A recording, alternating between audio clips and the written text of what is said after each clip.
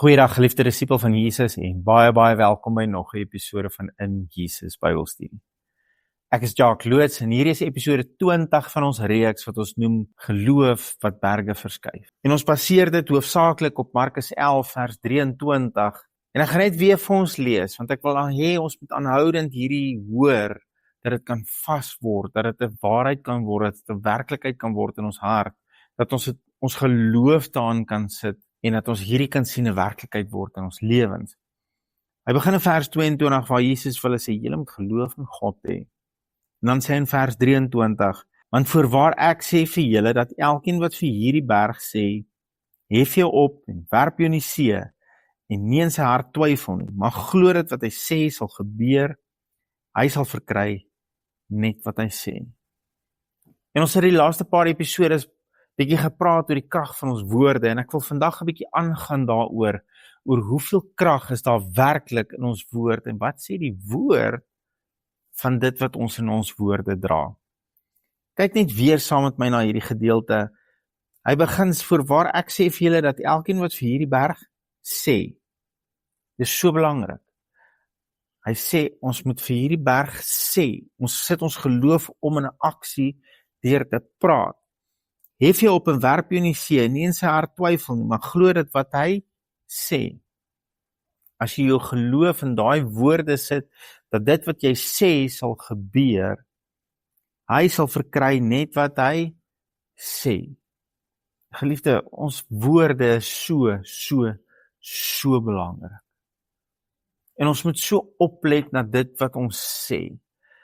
Maar ek wil nie net hê, ons moet 'n wag voor ons mond sit nie. Ons moet kyk na wat is in ons hart, sodat ons hart kan verander. Jesus sê op 'n ander plek, wat die hart van vol is, sal die mond van oorloop. So ons moet veral kyk ook, wat is in ons hart, dat ons harte verander, dat ons iets anders in ons hart sal plant, dat dit wat in ons hart is, sal uitkom, en dit wat ons sê, sal ons in geloof spreek, en ons sal dit sien gebeur. Ek wil vandag vir ons gaan na so belangrike vers in Spreuke. Is Ina, my vrou, een van haar gunsteling verse, en iets wat sy voortdurend voor haarself hou. Spreuke 18 vers 21 sê die woord vir ons. Dood en lewe is in die mag van die tong. Dood en lewe.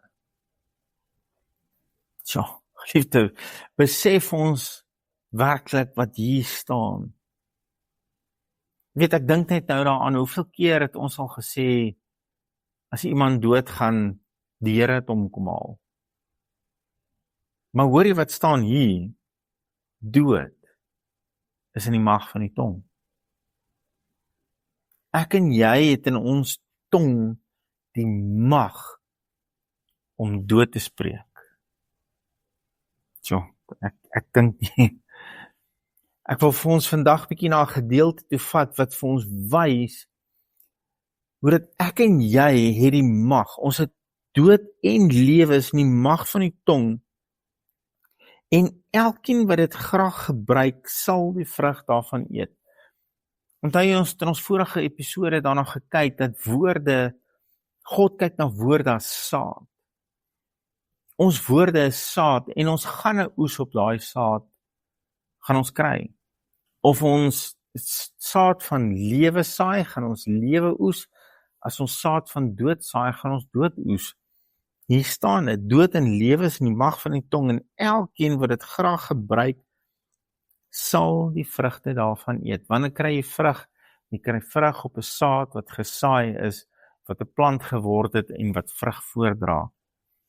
Ons woorde is saad, en daai saad gaan in jou lewe opkom, en jy gaan die vrugte daarvan dra. Maar prys die Here, dis nie net saad van dood nie.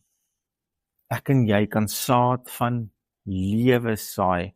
Ons kan positief praat, en ons sal die vrug daarvan oplewer. Ons sal die vrug daarvan geniet, want dit gaan opkom as 'n vrug. Ek wil graag vir ons vandag bietjie na 'n voorbeeld toe vat in die Ou Testament, wat hierdie vir ons so duidelik uitspel. Jy het dit verseker al gehoor, dat God het vir Israel 'n land beloof, 'n land van melk en honing, wat oorloop van melk en honing, sê die woord. En dan sê hy in Eksodus 23, dan gee hy vir Israel hier beloftes van hoe gaan hy hulle help, hoe gaan hy dit beskik, dat hulle hierdie land kan inneem. En lees gou 'n bietjie saam met my. Hy sê byvoorbeeld in vers 20 vir hulle, kyk, ek stuur 'n engel voor jou uit, en hierdie engel is in 'n hoofletter geskryf. So ek glo met my hele hart, hy stuur vir Jesus voor hulle uit. Hierdie was Jesus in sy geestelike gedaante, in sy geestelike vorm.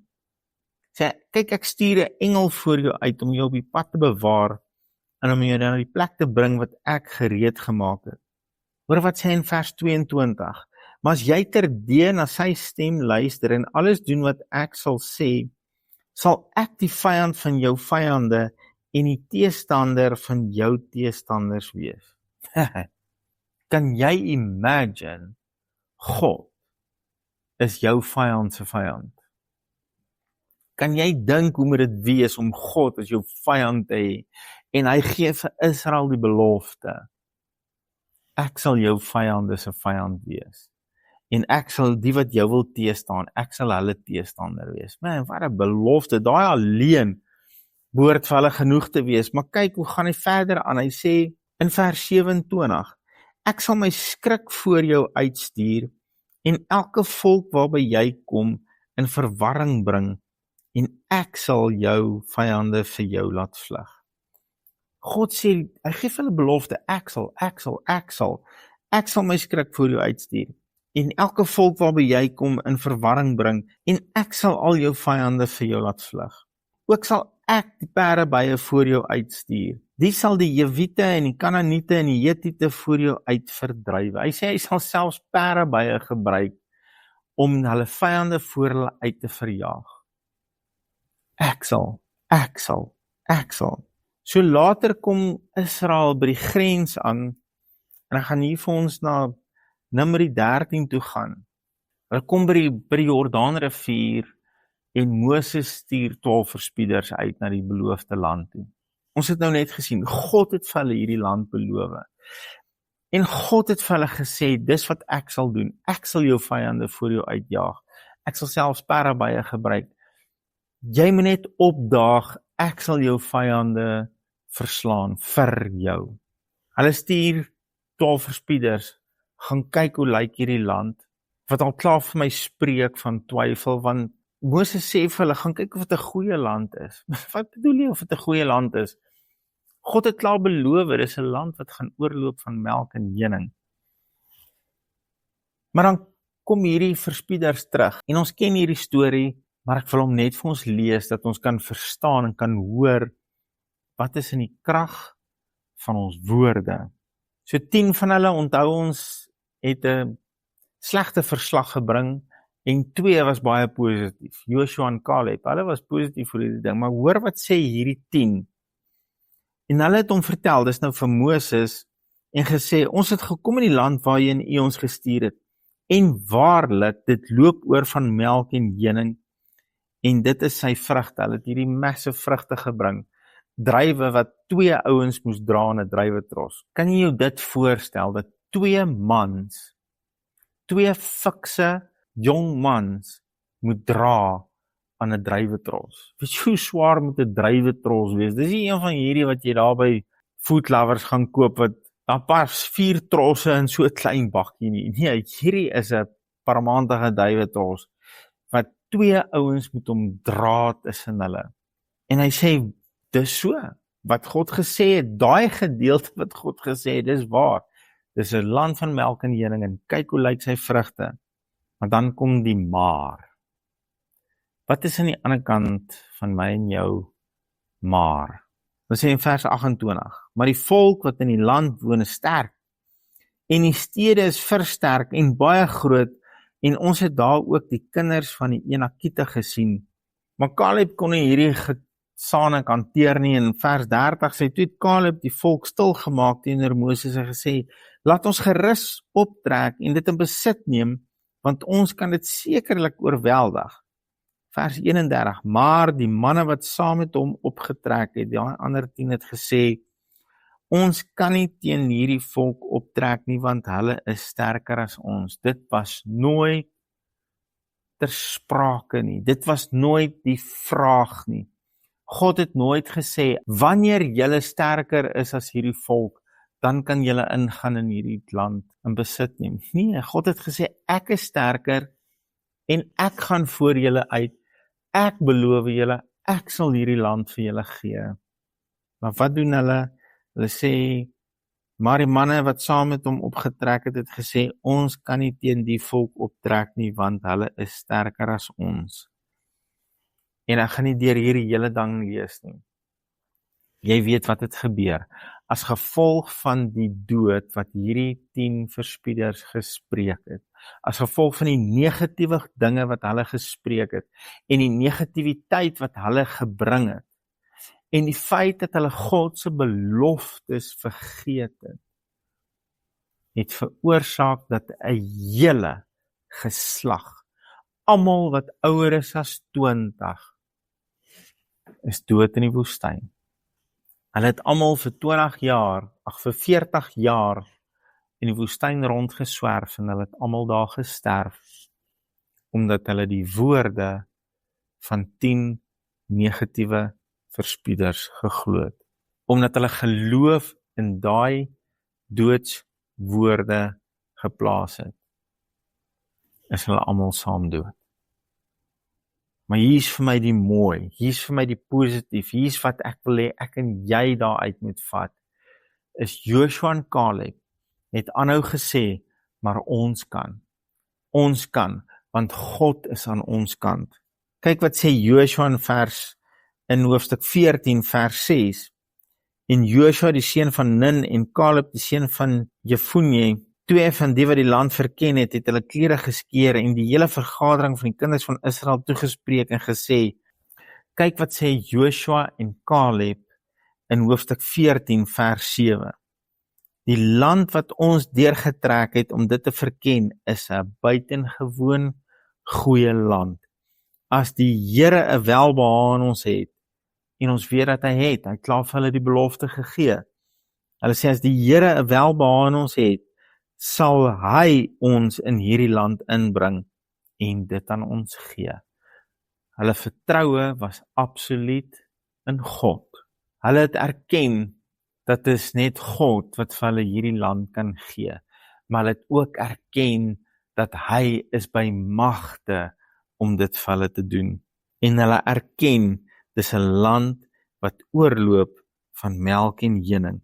Wees net nie teen die Here opstandig nie, en wees julle nie bevrees vir die volk van die land nie, want hulle is ons spys. Hulle beskutting het van hulle gewyd, en die Here is met ons. Wees nie bevrees vir hulle nie. Kan jy hoor hierdie woorde van lewe? En dis nie emosionele opsweping nie, dis nie mind over matter nie. Hulle het net hierdie absolute oortuiging gehad in hulle hart, dat God kan, en God sal doen wat hy gesê het hy sal doen, en hulle het hulle vertroue daarin gesit. En hier's vir my die mooi in al hierdie hartseer, dat hierdie hele geslag het in die woestyn gesterf, behalwe Joshua en Caleb. Almal wat jonger was as 20, want in daai tyd is die manne wat 20 en ouer was, is gesien as weerbare manne, hulle is gesien as volwasse, en hulle is gesien as die ouens wat kon fight in 'n oorlog. Almal van hulle ouer as 20 het daar in die woestyn gesterf, daai hele geslag, behalwe Joshua en Caleb. Hulle het bly leef, en almal wat jonger as 20 was, hulle het ouer geword, en na 40 jaar, wel eintlik om presies te wees 38 jaar na hierdie geval, hulle het vir nog 38 jaar in die woestyn rondgeswerf. Maar Joshua en Caleb, en Joshua het toe die leier geword wat by Moses oorgevat het, en hy het die volk in die beloofde land ingeneem, volgens sy woorde wat hy 38 jaar gelede gesê het. En hier is, geliefde, sien jy die krag hierin? Dit wat hy daai dag gespreek het, ten spyte van wat die ander 10 gesê het, ten spyte van die hele volk wat saam met hulle gestem het, het hy en Caleb gesê, ons kan, want God sê ons kan. God het beloof, hy gaan hulle vir ons gee, en daarom kan ons hierdie land inneem. 38 jaar later, pluk hy die vrugte van hierdie woorde, en hy lei die volk in die beloofde lande. Geliefde van Jesus, ek hoop iets van hierdie steek in jou hart vas vandag. Dis my gebed, dat in jou geloof en in jou woorde is die toekoms, nie net van jou nie, maar jy kan die geskiedenis van jou familie, van jou gesin, van jou volk, kan jy help om te shape deur jou geloof en deur jou woorde. God wil die toekoms deur jou vorm. En as jy saamstem met hom, as jy in ooreenstemming kom met dit wat hy beloof het, dit wat in sy hart is, sy gedagtes, sy planne, as jy dit begin glo en jy begin dit spreek, is daar in jou woorde die mag om jou toekoms, maar nie net jou toekoms nie, jou gesin, jou familie, jou vriende, jou kerk, jou gemeenskap, jou land, sy toekoms te help vorm. Ek weet nie of Caleb dit daai dag besef het, dat hy die toekoms, die hele geskiedenis van Israel, gaan herskep deur dit wat hy hier gespreek het, en dis nie woorde wat hy sommer net uit die lug uit getrek het, en wishful thinking gespreek het nie, hy het net in lyn gespreek met dit wat God reeds beloof het. Wat 'n belofte het jy reeds van God af? Wat het jy reeds in sy woord gesien, is waarheid, is sy hart vir jou? Ek wil jou uitnooi vandag, begin om in eensstemmigheid met dit te spreek. Begin net saamstem, eers in jou hart, en dan in jou woorde, met dit wat God oor jou beloof het. En jou toekoms, jy gaan oes wat jy spreek. En jy het vandag die mag om lewe in jou toekoms in te spreek. Dis hoe powerful jou autoriteit is, en jou identiteit as seun van God.